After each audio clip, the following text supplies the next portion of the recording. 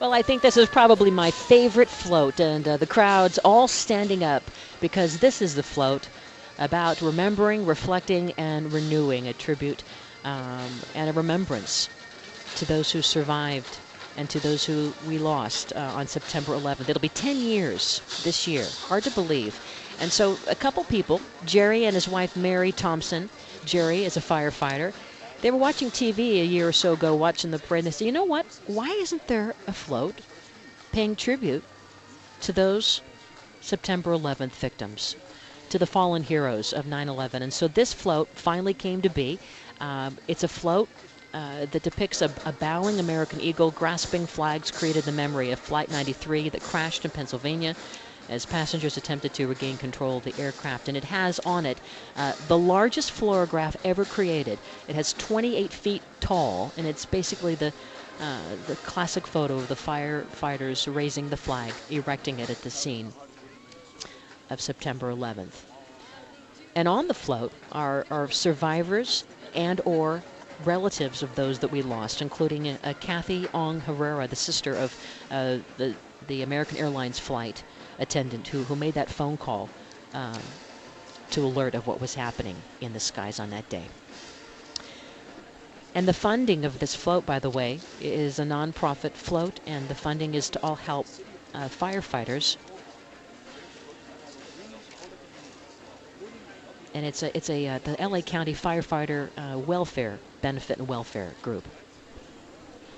Well, we're getting very close to the end of the parade. In fact, just moments ago we saw the pooper scoopers. You have to have those folks here too because we have a lot of horses and you can't help that. So they went out in their white uniform. They did their little thing and waved to the crowd, and everyone just kind of waved back.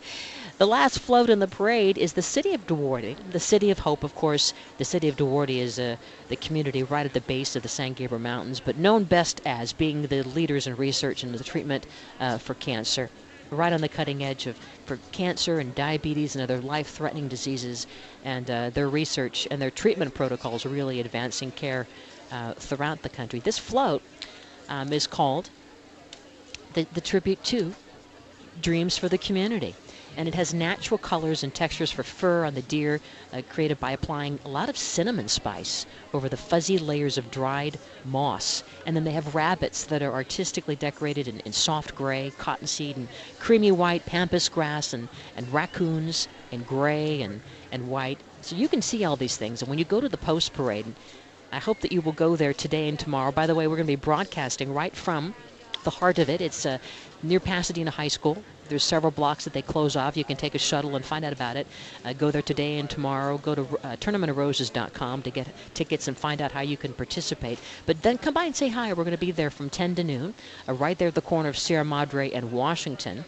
And later today, we have a special on KFWB between 2 and 4 on the making of the Rose Parade floats.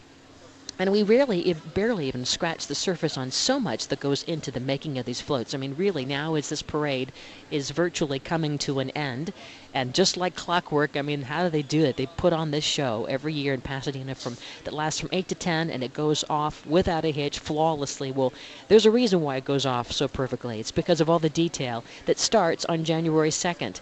And starting tomorrow, different companies will submit their interest in having a float, and then the float designers get involved, and then the creations are presented, and on it goes. And if you are thinking about volunteering and participating in the making of these floats, do check out the tournamentofroses.com. All the different companies, they're always looking for volunteers, and it's as early as July when things start happening, when they start taking lists of names, and then right around Christmas time is when they would call you to participate. And you can give 4 hours of your time, or you can do several days, whatever you like, but it's a really, really fun effort. So I highly encourage you to do that, and make sure you listen to our special show between 2 and 4 today on KFWB on the making of these floats and all the detail that goes into it. Everything from the professional designers that do this is their day job, and that's all they do, to the communities who get involved because it's like a family experience, and then they have a fundraiser just to make it all come together.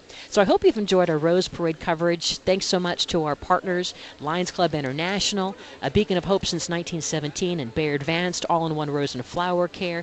Bayer Advanced, better science, better results, BayerAdvanced.com. I'm Cindy Dole, and guess what? Next year, we're going to be talking to you on Monday, because guess what?